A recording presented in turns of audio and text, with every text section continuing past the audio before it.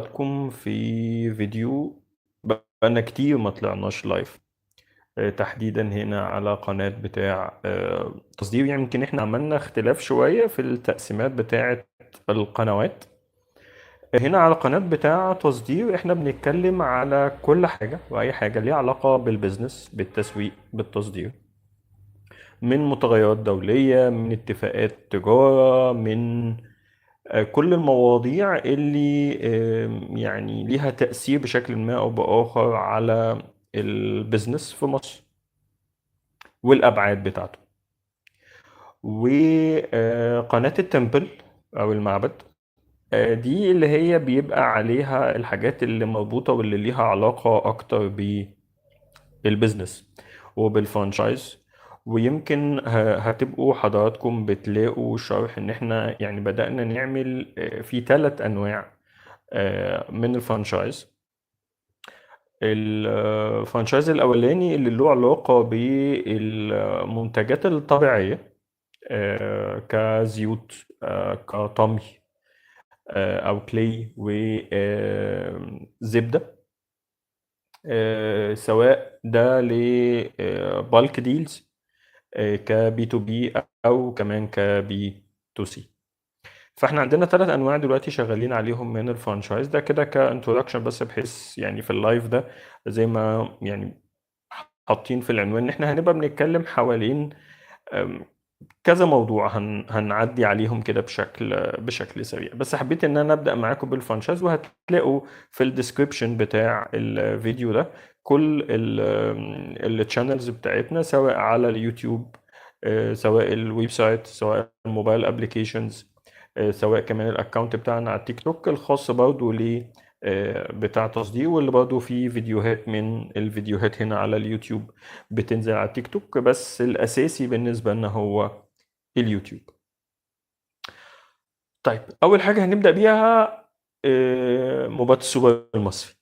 اولا الف الف مليون مبروك للاهلي. بس في لقطه كده وقفت عندها، وهي كانت في حفل الافتتاح اللي قبل الماتش.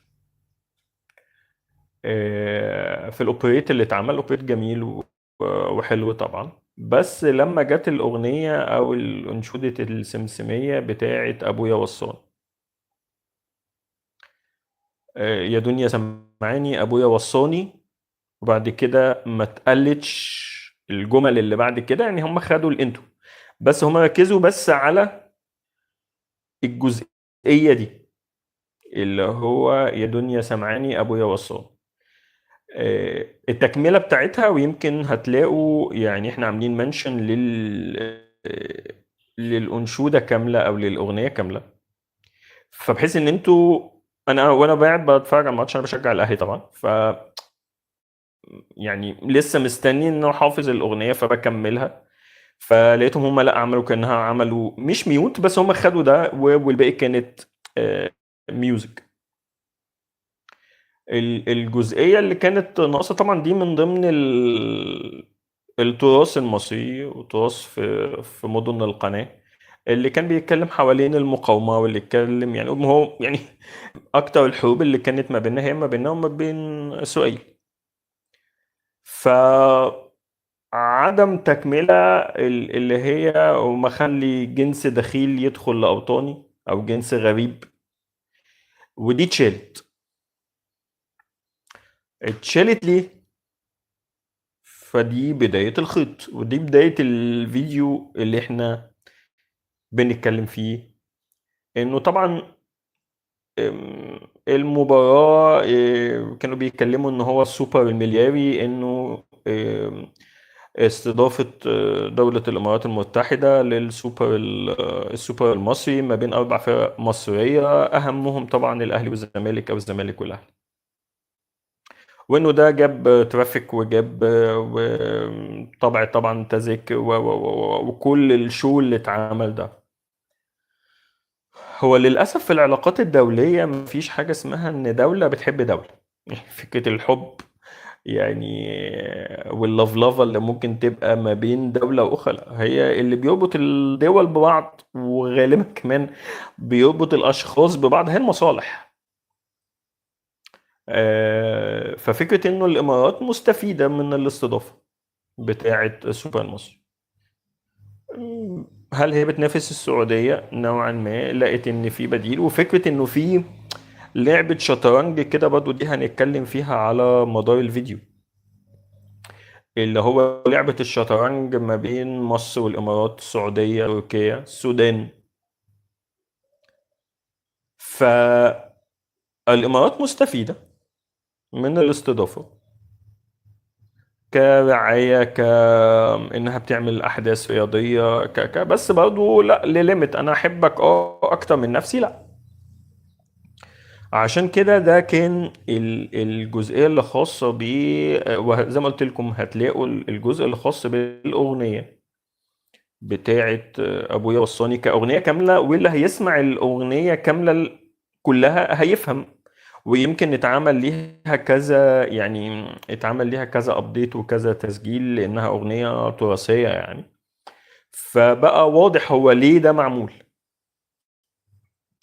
فدي الجزئية الأولانية اللي تخلينا ندخل. طيب فهل الإمارات بتحب مصر وبتحب الكرة المصرية؟ بتحب الكرة المصرية. خلينا ماشيين في فكرة الحب طيب، بحيث إن إحنا هنيجي نعمل في تويستاية كده برضه هنتكلم فيها. الإمارات سواء كبزنس حتى كان موجود مثلا في من خلال نادي بيراميدز، بعد مستشار تركي آل الشيخ ما كان مالك لنادي بيراميدز اتحول لسالم الشمسي كمستثمر إماراتي. الإمارات ليها استثمارات كتيرة في مصر في عدد من القطاعات، سواء في الاتصالات، في الزراعة، وتحديدا كمان في مساحات كبيرة جدا جدا جدا موجودة في شرق العوينات وموجودة في توشكا. ومشاريع يعني يمكن انا مؤخرا كنت موجود في المنطقه، ففي كميه مشاريع كويسه جدا لدوله الامارات الشقيقه. بس هل ان الامارات بتحب مصر؟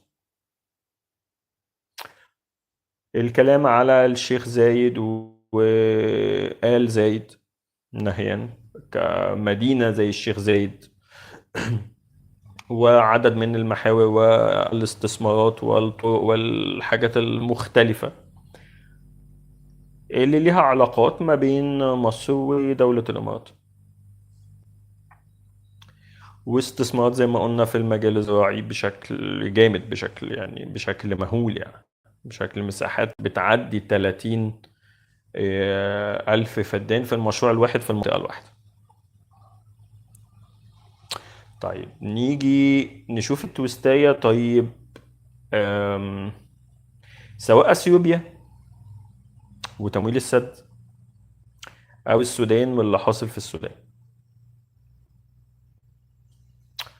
وكمان مؤتمر السلام اللي اتعمل الخاص بغزة. فساعات نلاقي انه مع افتتاح المتحف المصري ولعبة